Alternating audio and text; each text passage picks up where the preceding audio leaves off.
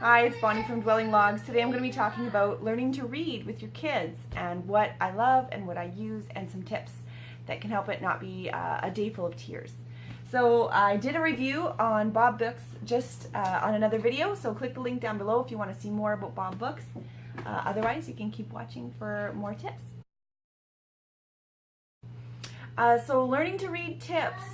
Sometimes reading can be a day full of tears. Sometimes it's a joy to read with your child, and we always want the latter. One of the most frustrating and rewarding things is teaching your kids how to read.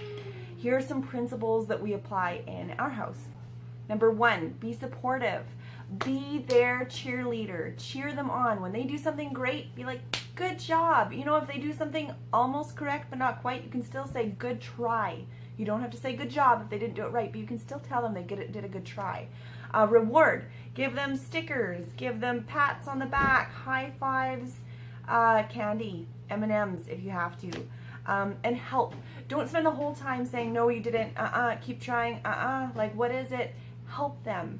You know, count to 3 in your head and then give them the word that they need, or give them the blend that they need. All right, number 2, short and sweet. Keep your reading time short and sweet. If it's too long, kids get tired and it's no fun. Sometimes they're having a great time and you say, oh, well, let's move on to the next book. And it's too long. Then halfway through the second book, they're like, I don't want to do this anymore. They're having trouble concentrating.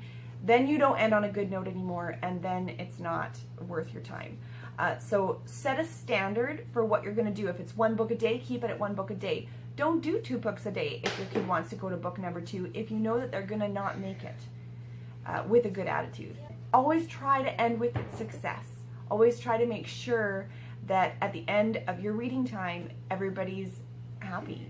And whether that means you're helping them, or whether that means the kid read their book by themselves, whatever. Aim for success.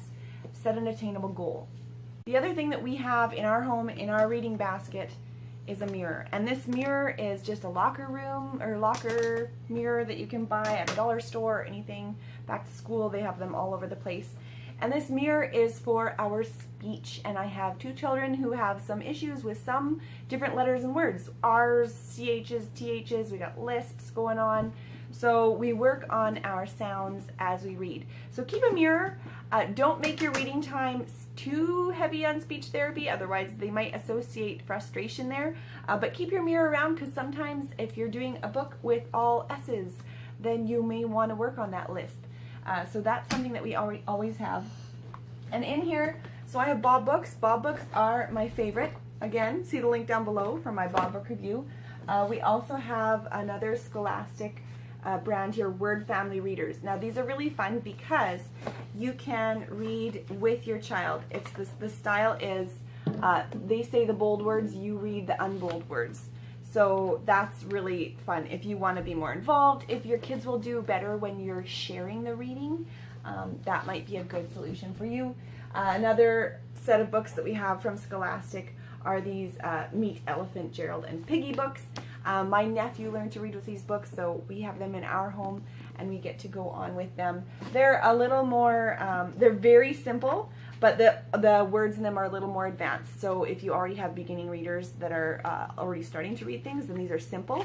And they're, again, very, very simple designed, not overwhelming. You can get through a book and feel good about success. This year we are using the Bob Stage 1 Starting to Read set, and it is actually going really well with our Abeka curriculum. My little boy is in kindergarten and he's doing Abeka K5.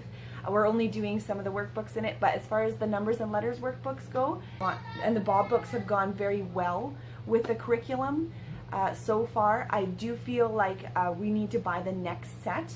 We do need to go on to set number 2, Emerging Readers, in order to keep up with the Abeka curriculum. So if you're doing Abeka Letters and Sounds for kindergarten K5, you will need set 1 and set 2 to go along and keep your skills matching across the board with your different curriculums. I hope you enjoyed this review about reading, and I hope that you can take some of these tips and enjoy reading with your kids at your home.